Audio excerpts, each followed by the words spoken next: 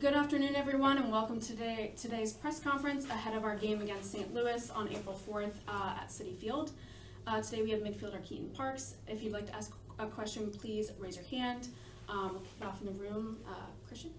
Keaton, just obviously you guys get a week off after the game against Miami. What, for you personally, what have you kind of focused on the last week or so? Kind of getting some downtime or still getting practice, and what was kind of the strategy there for you? Yeah, a lot of rest for me. It's been difficult coming back from 8 months out or 8 months between games.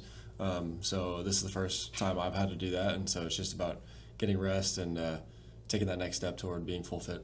I guess kind of just thinking with that, when you kind of came back and you've kind of talked to the doctors, was there sort of a management plan put in place about how to make sure you're in fit shape and nothing goes wrong and the issues don't continue to persist about how much you should be spending on the practice pitch, how much time you should be resting, things like that? Yeah. There's a very intricate plan in place that I don't even know all the details of, but I know these guys are looking after me, and they just ask of me to report anything I feel, anything that's going on, and then we address it as it comes. But so far so good. Plan's working well. We try our best for me to not miss any training time, and I don't want to be. I want to be with the team. I want to do everything that I can do, and then as long as I'm reporting to them and we're handling things, it's all good. Thank you. I can imagine that after a loss like you guys had against Miami, you want to get back on the field immediately and play your next game. But of course, now you have the international break. So how long does it take to reset, get rid of that game as far as the loss is concerned, and then start concentrating on St. Louis? Yeah, I mean, we want to bounce back. We want to obviously win this next game. But I think a lot of it, and Pascal has this this thing where we only have 24 hours, win or loss, think about the game, figure out what you did good, what you did bad, talk about it, but then move on. So I think, and I hope everybody has moved on from it. Obviously we know we lost, so we want to bounce back from that, but the idea that we're just stewing in this loss is just something we've all moved on from. We're ready to play and get back out there. Have you guys gotten a chance to study St. Louis a little bit, and what can you tell us about them and how you guys are going to address whatever they bring? Yeah, I mean, we're doing the normal preparation. We watched some video. We watched some earlier in the week, but some today too. But we're doing the normal prep. We'll watch more video tomorrow, and we'll watch even more in the locker room before the game. So we're doing all the steps that we normally take, and we'll be ready for them. Thank you. Any questions on the Zoom? Do you guys have any other questions? Yeah, actually, if you don't mind, obviously Nico's having such a tremendous season out of the gate. I'm kind of curious, as someone who spends day to day with him and sees him on the practice, what about his style of play? What about his work effort? Ethic, I think is the word I was actually looking for there. What have you noticed about him and the way he plays that's made him so successful? Is there any little details that you notice in his game where maybe the average fan doesn't see it or appreciate it, where you're like, wow, this is really what makes him so good? Yeah, I think he has everything. Obviously, he has a tremendous amount of talent. I think we all can see that. It's very clear. But his work ethic, like you said, is amazing. It's top for a player of that level. And for his position and stuff, he doesn't necessarily have to do all the dirty work, but he does anyways. But he just has a great personality, and he's just a great teammate. He's always looking to help everybody around him. He makes everybody around him better.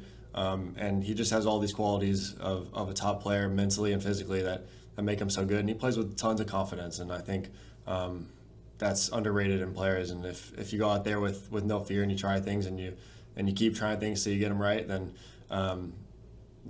you learn them and you perfect them. And he's just a top guy, top player.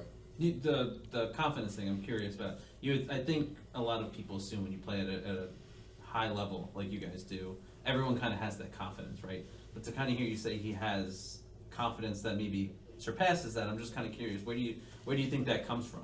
Yeah, I think there's a lot of confidence that it ebbs and flows with a lot of guys. Personally, with myself, I think especially when I was younger, it really was like coming and going. And I think I've learned to be more confident in myself. But I don't know. I think it's just a personality trait. I think he's probably raised right. He probably has a good support group around him, and then I hope that he just knows how good he is because he is a top player. So I hope he takes all of that and I think he does into account. And yeah, he just balls every day. He's just a good player. Yeah, Roberta. If you, as the season progressed, how do you take into account the way the team started and where they are now? I think we're all very confident. I'm very confident in the team. Obviously, we came out firing. I think we've competed in every game. Obviously, we've won 3 of them now, but I think we could have won in LA. I think we could have won against Miami, and I think that just gives us a lot of confidence. And we just need to keep pushing, keep growing. We shouldn't be content with where we are, and we should just keep trying to progress. Jumping back onto the Zoom, Scott. Hey, Keaton, how are you? Scott Church and Stream Punk Soccer. Appreciate the time. Just in this case, let's go back to the back end in this case. Talk a little bit about Kai's growth. Coming in here with the expectation on him, coming to literally the other side of the planet, and how his progression has gone. Thanks. Yeah, he's also a top player. I think he plays with a lot of confidence. He's very smooth on the ball, very good decision making. I don't know. He has a lot of good traits, and I think he's fit right in. I think he came in fit. He was like mid-season when he came in, which helps that adaptation. But at the same time, he's come in very confident, very willing to learn and grow his relationship with everybody around him. And yeah, he's just been playing really well. Glenn. Hey, Keaton. Last year, Pascal talked about every 6 games you'd have an assessment, you'd make a presentation. I'm wondering, it's only 5 games, but you've had this break. So what were some of the things that were brought up? Tuesday, actually, we're going to have that meeting. So I'll fill you in on that. All right. All right. Well, what do you think? What do you think? If you were going to give that assessment meeting, what would be some of the things you'd want to cover? I think overwhelmingly positive. Like I said, we've had a very strong start to the season. I think we could have and should have won this last game, but I think we have a lot to grow off of. I think we have a lot of good things, but we can always progress. We can always get better. I think we are scoring lots of goals. I think that's great because that was something that maybe the team was worried about, maybe the fans were worried about without Alonso on the field and without or when we line up without a true 9. And so I think we're doing well there. I think we're defending well. I don't know. We'll see. We'll learn more Tuesday, but I'm very happy with the start of this season so far, and but not content. So yes, we're still going to keep progressing. Still going to keep working to be better. Did you watch the U.S. men, both games, one game? Both? I missed the first game. I watched the second game, and I didn't purposely miss it because Matt wasn't playing, but there's a little bit of that. But yes, I was happy to watch Matt ball out. Yeah, what'd you think? Yeah, I thought the team played well first half against Portugal. I thought the second half, I thought it kind of I don't know the word, but it died down a little bit. The energy levels just went down. It felt like. But I thought we had a very strong and competitive first half. It was a good finish for the goal. Matt made a couple other saves, but other than that, I thought everybody played solid. Everybody did their job. Christian was trying to play 9, so that's not easy, but I thought he did well.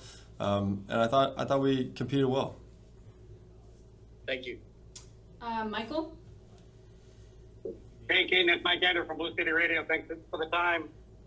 Kind of going off of Roberto's question, how much of the performance, of the positive performance from the start of the year, do you attribute to having one more year under Pascal and understanding his methods and his technique? Yeah, I think that plays a big role in it. Obviously, we grew into this system, this style of play that Pascal wants through all of last season. But as you can see, the late run we made in the season with a lot of good wins leading into playoffs and then a long run there, I think we've just carried that momentum into this year because of all the returning guys. Everybody knows Pascal. Pascal knows everybody. And so I'm lucky to be able to jump back into this group and be a part of that momentum. And, yeah, I think it plays a huge role. Glenn, do you have another one? Any other questions on the Zoom? Do you guys have any? Perfect. Thank you, everyone. Thanks, guys.